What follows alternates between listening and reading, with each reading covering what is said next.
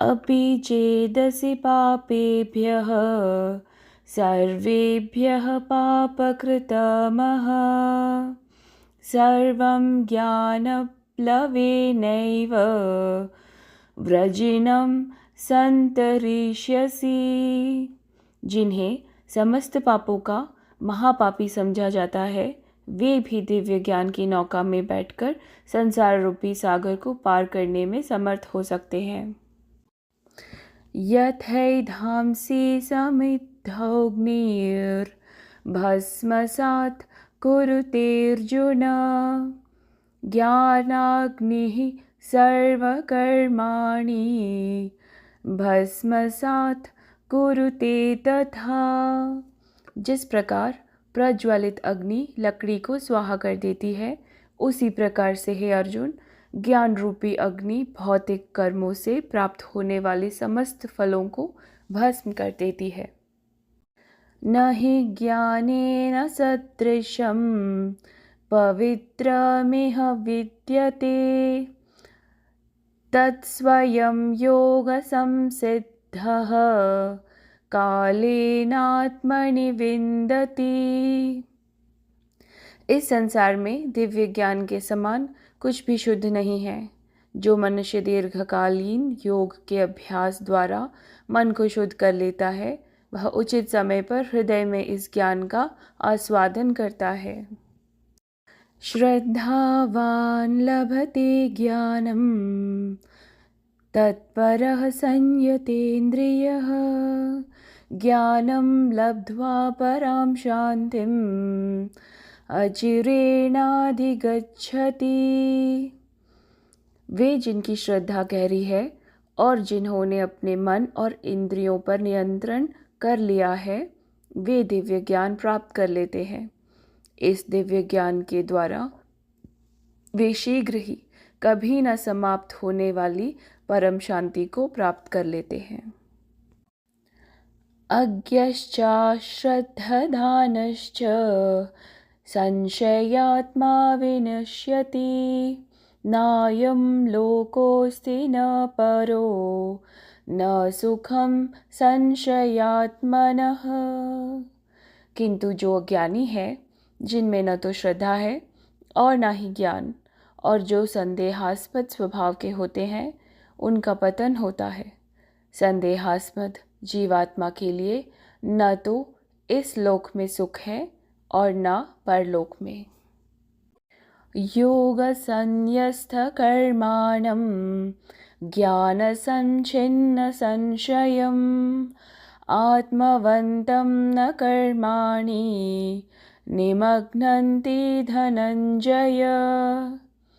हे अर्जुन, कर्म उन लोगों को बंधन में नहीं डाल सकते जिन्होंने योग की अग्नि में कर्मों को नष्ट कर दिया है और ज्ञान द्वारा जिनके समस्त संशय दूर हो चुके हैं, वे वास्तव में आत्मज्ञान में स्थित हो जाते हैं।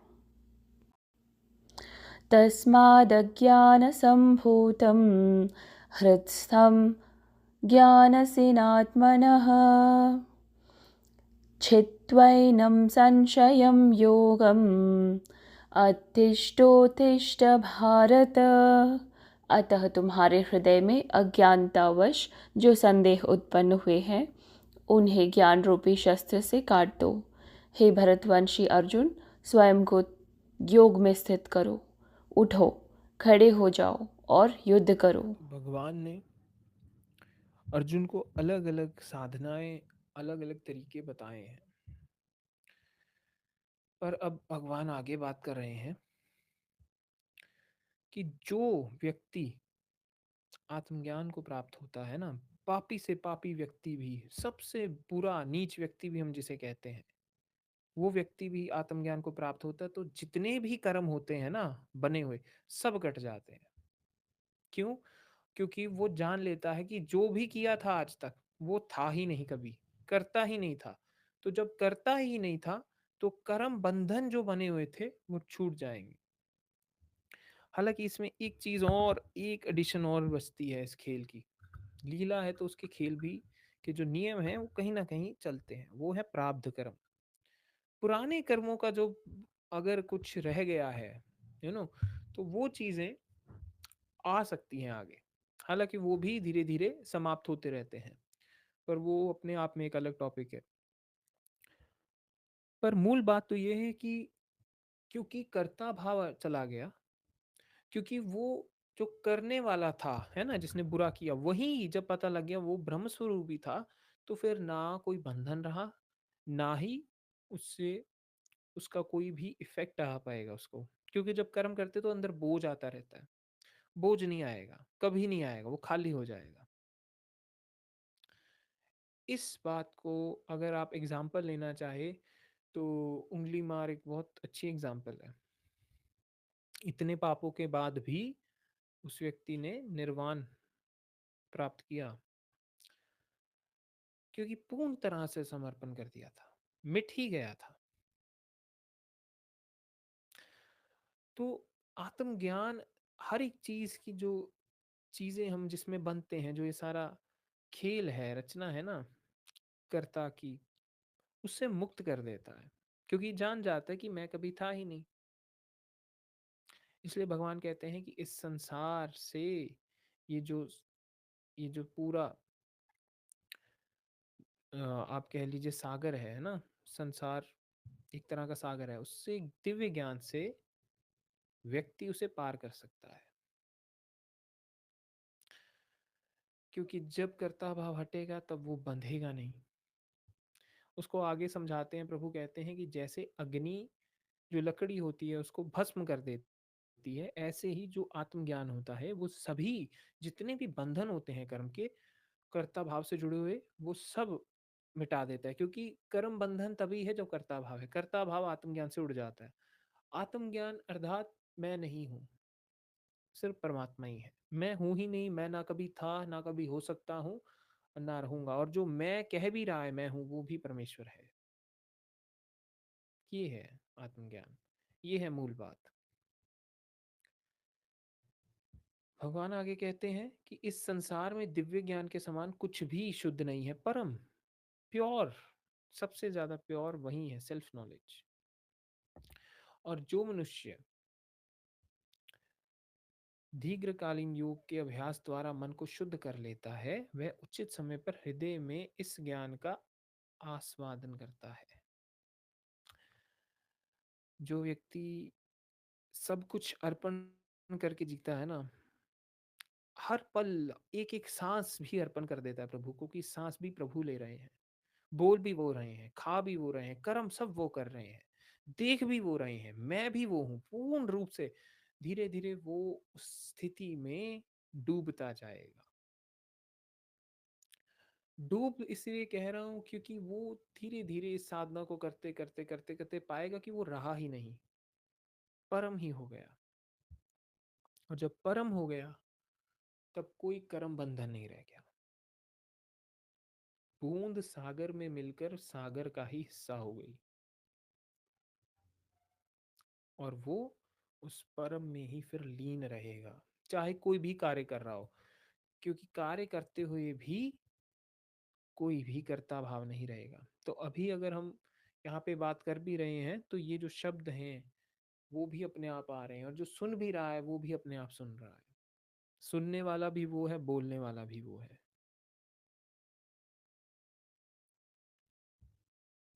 भगवान फिर आगे योगियों के एग्जाम्पल देते हैं कि जिनकी श्रद्धा गहरी है और जिन्होंने अपने मन और इंद्रियों पर नियंत्रण कर लिया है, वह दिव्य ज्ञान प्राप्त कर लेते हैं। इस दिव्य ज्ञान के द्वारा वे शीघ्र ही कभी न समाप्त होने वाली परम शांति को प्राप्त करते हैं। बिकॉज वंस जो मैंने समझाया था कि जो ध्यान बाहरी जब था ना, सेंसेस में उलझा, वो जब अंदर आ जाएगा तब पता लग जाएगा कि हम शाश्वत स्वरूप हैं। तो अपने आप ही जो शांति है वो रहती है, अकारण वश रहती है। शोर में भी शांति पाओगे, युद्ध के मैदान में भी तुम शांति पाओगे एक ढंग की, लेकिन वो ऐसी शांति नहीं है कि मौन नहीं, वो आंतरिक शांति है। मतलब जैसे स्क्रीन को कोई फर्क नहीं पड़ता है ना कि उसके ऊपर कौन सी मूवी चल रही है, उसमें एक्शन हो रहा है या क्या हो रहा है, उसे कोई फर्क नहीं पड़ता। ऐसे ही जो स्वयं को जान लेता है उसे किसी भी कर्म से कोई फर्क नहीं पड़ता, चाहे वो युद्ध में ही क्यों ना खड़ा हो। इसीलिए भगवान श्री कृष्ण अर्जुन को बता रहे हैं कि तुम उस स्थिति में जाकर लड़ो अर्जुन, तुम्हें कोई फर्क नहीं पड़ेगा, तुम बंधोगे ही नहीं।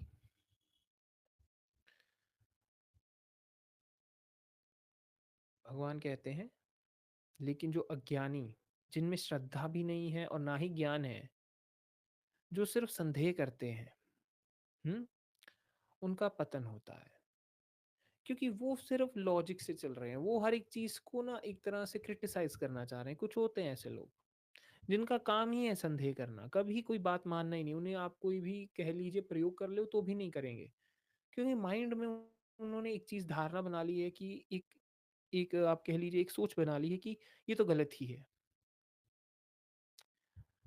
जो सही मायनों में आप कहिए ना, व्यक्ति जो सही सीकर है वो बहुत क्यूरियस होता है, जिज्ञासा बहुत होती है उसमें। अगर आप सही मायने में खुद को सीकर समझते हैं ना, तो आप प्रयोग कीजिए, बातें ना मानिए किसी ने कह दिया ना, आप खुद प्रयोग कीजिए, खुद उसमें जाइए। क्योंकि जब तक प्रयोग नहीं करेंगे तब तक हमें उस चीज को क्रिटिसाइज करने का भी अधिकार नहीं है।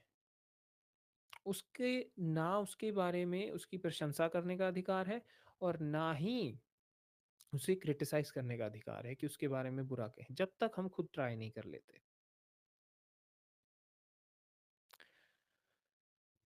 अब डिपेंड करता है कि एक्चुअल साधना क्या है, क्योंकि साधना के नाम पर बहुत सारी आप कह लीजिए कि अनशन चीज़ें, बकवास चीज़ें भी कराई जाती हैं, लेकिन जो एक्चुअल कोर मेथड्स हैं, व्यक्ति को उन्हें एक बार तो ट्राई करना चाहिए कि उससे पहले भी वो आगे कुछ कह सके या उसके बारे में अच्छा बुरा कह सके।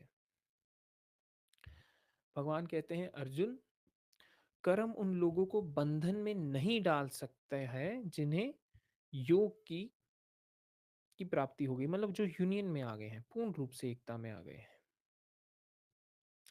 जिन्होंने एक हिसाब से कर्म फल को ही त्याग दिया। क्योंकि जब पता लग गया करता मैं नहीं हूं तो कर्म फल भी क्या ही, तो जो कर्म फल भी आएगा वो भी प्रभु देखेंगे, तो उसमें भी वो जुड़ा हुआ नहीं है। उस व्यक्ति के जो भी अपनी मानसिकता है, जो उसकी सेल्फ इमेज है, जो भी उसने माना हुआ है स्वयं को, वो आत्मज्ञान से सब खत्म हो जाएगी। आत्मज्ञान भस्म कर देता है सेल्फ इमेज को। वेस्ट में इसे कहा जाता है higher self and lower self. Lower self जो हमने माना है खुद को कि मैं शरीर हूँ, मेरा ये नाम है, मैं यहाँ का हूँ, मेरी ये जात है, मैं इस धर्म का हूँ, इस देश का हूँ, ये सारी चीजें जो हमने मान ली हैं, उस लोअर सेल्फ का बेसिस भी हायर सेल्फ ही है, क्योंकि वो मैं ही है ना। मैं तो परम चेतना से ही आ रहा है, परम चेतना ही तो बोल रही है जब रूप में आ रही मैं। लेकिन उस मैं ने खुद को इतनी सारी चीजों से जोड़ दिया। अब उस सब से वो अलग उसे किया जाएगा, फिर वो उस परम में जाने के लिए आप कह सकते हैं कि वो पक रहा है, वो रेडी है। इसलिए भगवान कहते हैं कि अर्जुन, ये जो तुम्हारे हृदय में अज्ञान है ना, और जो उसके कारण जो संदेह हो रहा है, उसे ज्ञान रूपी शस्त्र से काट दो, उसे आत्मज्ञान से खत्म कर दो, अपने अंधकार को, अपने अज्ञान को। क्योंकि अर्जुन ने माना है ना इतनी सारी चीजें। अर्जुन ने माना है कि वो एक राजा है, अर्जुन ने माना है वो योद्धा है, अर्जुन ने माना है वो क्षत्रिय है, वो कुरुवंशी है। उसने कहा है कि वो उस वंश से जुड़ा हुआ है, वो अपने रिश्तेदारों को देख रहा है। पर प्रभु कह रहे हैं कि तुम उस आत्मज्ञान से काट दो इस सारी चीजों को, तुम परम चेतना स्वरूप हो, उस चीज को पहचानो, कर्म बंधन से मुक्त रहो और युद्ध के लिए सज हो जाओ, युद्ध करो। भगवान बार बार अर्जुन को युद्ध करने के लिए ही कहेंगे, अलग अलग ढंग से समझाएंगे, अलग अलग लीला रचाएंगे, अलग अलग एग्जाम्पल्स यूज करेंगे, लेकिन कहेंगे उसे बार बार यही कि तुम युद्ध करो, युद्ध से ना भागो, कर्मों से ना भागो, क्योंकि तुम भाग रहे हो, इसलिए इतनी दिक्कत है। तुम जुड़े हुए हो स्वयं से। अगर वहीं तुम आत्मज्ञान को प्राप्त कर लो, अगर तुम वहीं खुद को चेतना स्वरूप देखो, परम स्वरूप देखो, तुम बंधोगे नहीं। और जब बंधोगे नहीं तो हाथ नहीं कांपेंगे, शस्त्र नहीं गिरेंगे, तुम लड़ पाओगे। क्योंकि तुम फिर हर जगह स्वयं को ही पाओगे। फिर तुम नहीं देखोगी कौन पितामह भीष्म है, कौन गुरु द्रोण है, कौन भ्राता दुर्योधन है, या कौन कर्ण है, कुछ नहीं दिखेगा। हर जगह स्वयं ही देखोगे। और जब हर जगह वहीं देखोगे तो तुम्हें कोई बंधन नहीं हो पाएगा। इस कारणवश भी आत्मज्ञानी के लिए एक बहुत ऐसी बात कहने वाला हूं मैं कि लोगों को बड़ी हैरानी हो जाएगी पर चलिए, आत्मज्ञानी के लिए सब एक है, एक समान। चाहे वो खाना खाए या चाहे वो युद्ध में वध कर दे, एक समान है उसके लिए। उसके लिए कोई बोझ नहीं है। इसलिए भगवान परशुराम अगर परशु लेकर इतने, आप कह लीजिए, क्षत्रियों का वध भी कर रहे हैं तो उन्हें जरा भी बोझ नहीं पड़ रहा है। पढ़ ही नहीं सकता है, क्योंकि वो कहीं और कुछ दिख ही नहीं रहा है उन्हें, बस यही है, वही रूप है। और जब वही रूप है तो मार भी वही रहा है, युद्ध भी वो लड़ रहा है, मर भी वो रहा है। इसलिए वहां पे कोई बोझ आता ही नहीं है। वो चीज है, इसीलिए उनके लिए ना धर्म है ना अधर्म है, वो दोनों चीजों से परे हैं। फिर भी क्योंकि सृष्टि के कुछ ऑर्डर हैं, इस खेल में वो स्थिति बना के रखनी होती है, क्योंकि जब तक हर कोई पहुंच नहीं जाता है ना, एक ऑर्डर मेंटेन करना होता है। तो उसके लिए फिर हम कहते हैं धर्म स्थापना की है, कि जहाँ पे जस्टिस है, राइटसनेस है, सत्य है, सब कुछ बराबरी से चल रहा है। But for the enlightened one, for the realized one, actually there is completely nothing. किसी भी ढंग में एक्ट कर सकते हैं। इसलिए भगवान अगर छल से भी किसी को मार रहे हैं तो भी उन्हें कोई, वो बंधे नहीं हुए हैं, जैसी उन तब की रिक्वायरमेंट लगी वैसे एक्ट कर दिया। हम माइंड से जज करते रहते हैं उन्हें, लेकिन कभी भी उस स्थिति से नहीं देख सकते जब तक हम खुद उस स्थिति में नहीं आ जाते। यही चीज भगवान समझाना चाह रहे हैं आज का जो पूरा चैप्टर 4 है ना, उसमें, कि तुम कर्म करो लेकिन कर्ता भाव के बिना। जानो कि तुम हो ही नहीं। जब तुम ही नहीं हो तो कोई भी कर्मफल से भी नहीं बंधे हुए हो। तुम्हारे लिए है मात्र फिर खेल जैसा है ये। वो चीज अर्जुन को कह रहे हैं कि ताकि वो युद्ध के लिए सज्ज हो जाए और युद्ध लड़े।